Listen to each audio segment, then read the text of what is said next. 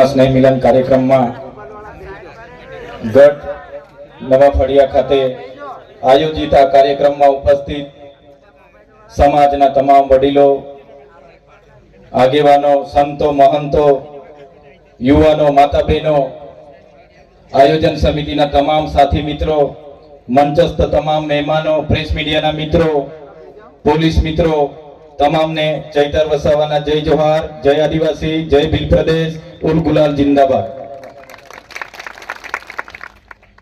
સાથીઓ, હું આવ્યો છું ત્યારથી જ સાંભળું છું, જે પણ ભાષણ કરવા માટે આવે છે, જે પણ સ્વાગત કરવા માટે આવે છે, ચૈતરભાઈ સાહેબ, ચૈતર સાહેબ, ચૈતર સાહેબ।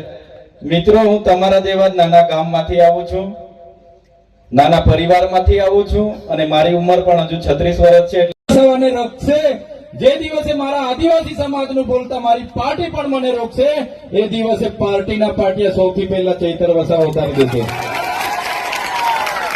પહેલા મારો સમાજ, જેમણે મને ધારાસભ્ય બનાવ્યા છે, જેમણે મને પ્રમાણપત્ર આપ્યું છે, અને પછી પક્ષ પાર્ટી આવશે। આવી રીતના તમામ નેતા જે દિવસે વિચારતા થશે, તે દિવસે આપણું સમાજ આગળ આવશે। આજે તમે જોઈ લો, આપણું પ્રતિનિધિત્વ કાં છે, આપણા નેતાઓ કાં છે? અહીંયા ટપાલ આપવા વાળાની ભરતી થાય એટલે બધા ટપાલીઓ બહારથી આવે, અહીંયા તલાટી ક્લાર્કની ભરતી થાય એટલે બધા લોકો બહારથી આવે, અહીંયા ગ્રામ સેવકની, ટીડીઓની, મામલતદારની ભરતી થાય, બધા લોકો બહારથી આવે, અહીંયા એક ભીડગાર્ડની પણ ભરતી થાય છે, એ ભીડગાર્ડો પણ બધા બહારથી આવે। આવે છે કે નથી આવતા? જે લોકો બહારથી ભરતી થઈને આવે છે, એ બિચારાને એટલી ખબર નથી રહેતી આ હાથ છે, હેજડો છે, મોવડો છે કે ખાકરો છે, તો પણ એ લોકો લાગી જાય છે। તો શું આપણા છોકરાઓ નહીં લાગે? આપણા છોકરાઓ કાબિલ નથી છે, પણ કેમ નથી લાગતા? કેમ કે બધા જ નેતાગીરીમાં આપણા લોકોનું ઉપજતું નથી। એટલા માટે કેમ છો, આપણે બધા એક થઈને આગળ આવવું પડશે, તે દિવસે આદિવાસી સમાજ એક થશે। મિત્રો, અહીં ઉપસ્થિત તમામ મારા યુવાન મિત્રોને પણ હું વિનંતી કરું છું, ભાઈ, તમારો આ ભણવાનો સમય છે, ભણો સાનામાના, બરાબર છે, ભણો, તમારું કેરિયર બનાવો, તમારી યુવા શક્તિનો, તમારો જોમ, જુસ્સો, સાહસનો ઉપયોગ તમારા કેરિયર બનાવવા માટે વપરો। તમારા મમ્મી પપ્પાએ ખેતી મજૂરી કરી કરીને તમને ભણાવે છે, માત્ર હારા આઈફોનના મોબાઈલ લઈ માંગવાથી, હારી હારી ગાડીઓ લઈ માંગે છે અને જલસા કરે, પાર્ટીઓ કરે, બર્થડે ઉજવે અને આવી મોટી મોટી બેન્ડ પાર્ટી, ડીજે મંગાવે છે, આખી રાત નાચે, તો પણ થાકે નહીં। કીધું ને આગળ ભાઈએ, મારા યુવાન મિત્રોને પણ વિનંતી કરું છું, કઈ વાંધો નહીં, નાચો પણ, રમો પણ, બધું જ જોઈએ છે, બધું જ કરો, પણ આ સમય તમારો ભણવાનો છે, એટલે ભણવામાં ધ્યાન આપો, ભણવામાં ધ્યાન આપો। અને વડીલોને પણ મારી નમ્ર વિનંતી છે, છોકરાઓ આઈફોન લઈ માંગે એટલે તરત આઈફોન લાવી આપી દે છે, છોકરાઓ કેટીએમ R1 લઈ માંગે એટલે તરત લાવીને આપી દેવાની, કે મારો છોકરો લઈ માંગે છે આપી દો।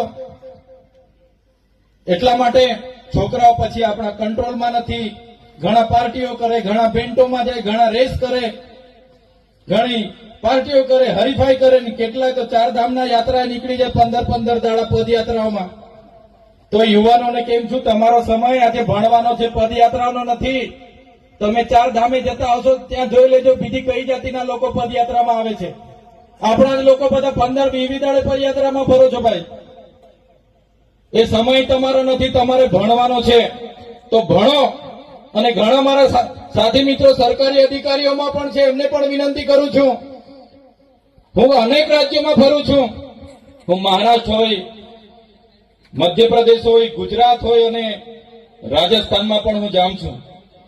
તમે વિચાર કરો, રાજસ્થાનમાં આપણા જ આદિવાસીની એક કોમ્યુનિટી મીણા જાતિ છે, મીણા જાતિમાં એક વ્યક્તિ નોકરી લાગે એટલે એના ભાઈના છોકરા, એના બહેનના છોકરાઓને એ જવાબદારી લઈ લે છે, એના ભાઈના છોકરાની ફી પોતે ભરે, પોતાના રૂમ પર રાખે, ભણાવે છે।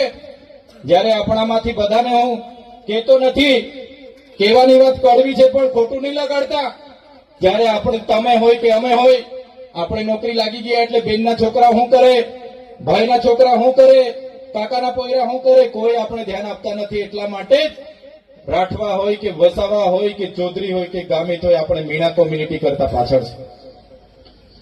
એટલા માટે જ હું કેમ છું, આપણા વિસ્તારમાં દારૂ, ડીજે અને દહેજ પર આપણે આવનારા દિવસોમાં લગામ લાવવું પડશે. એ જ આપણા સમાજની આવનારા દિવસોમાં આપણને પાછળ લઈ જવા માટેની કામ કરશે. છોટાઉદેપુર સહિત રાજ્ય, દેશ અને દુનિયાના સમાચાર જોવા માટે સબસ્ક્રાઇબ કરો તીર સમાચાર અને બેલ આઇકોન જરૂર દબાવો.